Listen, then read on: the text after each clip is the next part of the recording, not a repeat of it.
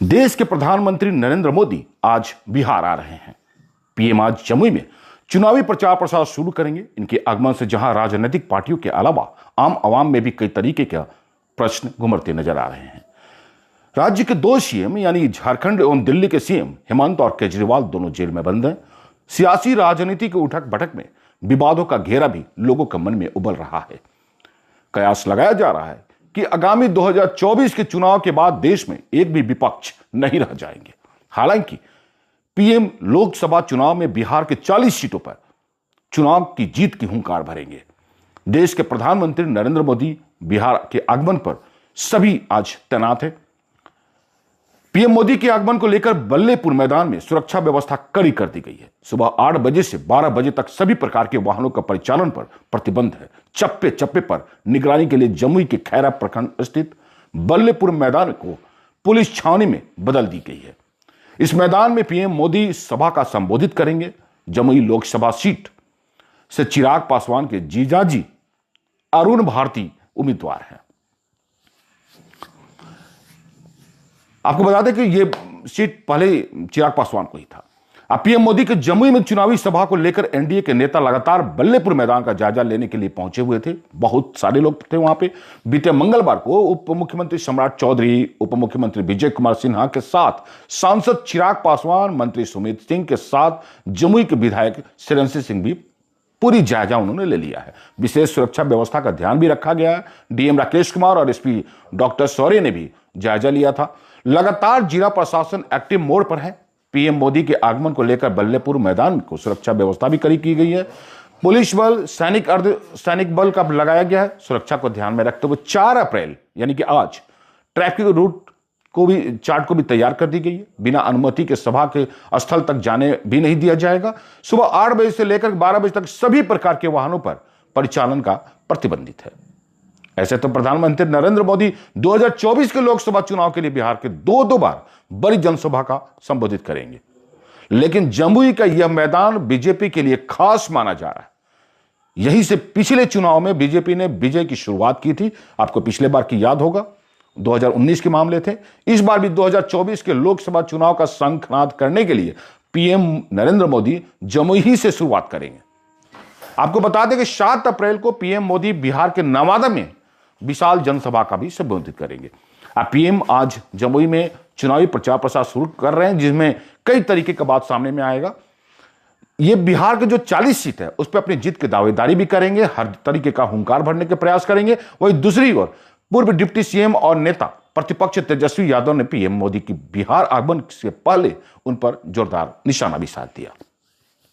तेजस्वी यादव ने पीएम के बार बार परिवारवाद पर हमला करने पर पलटवार करते हुए उन्हें याद दिलाया कि पीएम परिवारवाद के प्रचार के लिए आ रहे हैं, ना कि चुनावी प्रचार प्रसार के लिए आ रहे हैं। तेजस्वी यादव ने सोशल मीडिया पर पोस्ट कर पीएम पर निशाना साधते हुए कहा कि सोशल मीडिया पर प्रधानमंत्री जी आज बिहार में प्रथम चरण के 4 सीटों का प्रचार करने आएंगे। चारों सीट पर विशुद्ध 100% परिवारवाद उम्मीदवार है। उनमें से 2 कथित क्षेत्रीय परिवारवादी पार्टियों के तथा 2 उम्मीदवार देश के सबसे बड़ी परिवारवाद एवं वंशवाद नेताओं से भरे पड़े बीजेपी के पार्टी हैं। इस परिवारवाद पर अगर देखा जाए तो तेजस्वी यादव ने एनडीए के पहले चरण के मतदान वाले 4 सीटों के उम्मीदवार का जिक्र करते हुए कहा है कि पहला सीट जमुई, जहां से आज पीएम चुनावी शंखनाद फूकेंगे। इसको लेकर तेजस्वी ने कहा कि जमुई के उम्मीदवार अरुण भारती, जो पूर्व में एमएलसी ज्योति पासवान के सपुत्र एवं पूर्व केंद्रीय मंत्री स्वर्गीय रामविलास पासवान जी के दामाद एवं एलजीपीआर के एमपी व वर्तमान राष्ट्रीय अध्यक्ष जीजाजी हैं। वही औरंगाबाद के उम्मीदवार सुशील कुमार सिंह एमपी है, पूर्व एमपी रह चुके रामदरे सिंह के भी पुत्र हैं वो। जबकि गया के उम्मीदवार पूर्व सीएम जीतन राम मांझी मंत्री हैं और एमएलसी संतोष सुमन के पिता तथा हिंदुस्तान अवाम मोर्चा सेकुलर के राष्ट्रीय अध्यक्ष की एमएलए खास ज्योति देवी के समधी हैं। ठीक वैसे ही नवादा के उम्मीदवार विवेक ठाकुर एमपी, पूर्व केंद्रीय मंत्री व एक्स एमपी सीपी ठाकुर के पुत्र हैं। तेजस्वी यादव का बड़ा हमला है। यानी कि परिवारवाद पर जिस तरीके से पीएम ने तेजस्वी यादव पर हमला बोला है, उसी तरीके से तेजस्वी यादव ने भी पीएम पर हमला कहा। नेता प्रतिपक्ष ने यह भी कहा कि इसके अलावा अभी तक घोषित उम्मीदवारों में निम्नलिखित भी विशुद्ध परिवारवाद उम्मीदवार हैं। ये जो भी आ रहे हैं सभी उम्मीदवार परिवारवाद हैं और आशा है कि प्रधानमंत्री इस परिवारवाद के बारे में भी जिक्र करेंगे। पटना साहिब रविशंकर प्रसाद एमपी पूर्व मंत्री और एमएलए ठाकुर प्रसाद के बेटे, सासाराम शिवेश राम पूर्व केंद्रीय मंत्री व एक्स एमपी मुन्नीलाल के बेटे, हाजीपुर चिराग पासवान एमपी पूर्व वित्त केंद्रीय मंत्री श्री रामविलास पासवान जी के बेटे, समस्तीपुर सांभवी चौधरी मंत्री व एमएलसी अशोक चौधरी के बेटे और पूर्व मंत्री व एमएलए स्वर्गीय महावीर चौधरी जी की पौत्री शिवहर लवली आनंद एक्स एमपी पूर्व एमपी की पत्नी तथा वर्तमान एमएलए के मम्मी, वाल्मीकि नगर सुनील कुमार एमपी पूर्व मंत्री व एक्स एमपी बैद्यनाथ महतो के बेटे, पूर्व पश्चिमी चंपारण संजय जायसवाल एमपी पूर्व एमपी मदन जायसवाल के बेटे, मधुबनी अशोक यादव एमपी पूर्व मंत्री व एक्स एमपी हुकुमदेव यादव के बेटे, Vaishali Bina Devi MP JDU MLC Dinesh Singh की पत्नी, शिवान विजय लक्ष्मी पूर्व एमएलए रमेश कुशवाहा की पत्नी। पीएम लगातार राजद को बताते हैं कि परिवारवादी। गौरतलब हो, अगर आप देखें तो तेजस्वी यादव बिहार की राजनीति में लगातार एक्टिव रहते हैं। उन्होंने पीएम के परिवारवाद के सवाल पर अब इन्हीं के अंदाज में सवाल किया है।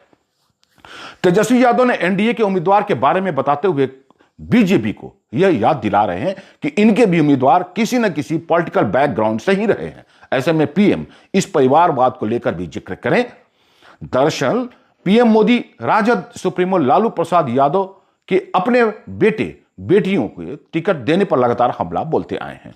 यहां तक कि भाषण राजद के राजनीतिक पार्टी नहीं बल्कि पारिवारिक पार्टी भी बताते। तो वही दूसरी ओर पूर्व डिप्टी सीएम और नेता प्रतिपक्ष तेजस्वी यादव ने पीएम मोदी के बिहार आगमन के पहले उन पर जोरदार निशाना साधते हुए इस तमाम बातों को जिक्र किया है। तो अब जमुई की जिस तरीके की बात होगा, पीएम मोदी क्या बोलेंगे, हम अगले वीडियो में आपको निश्चित तौर पे बताएंगे।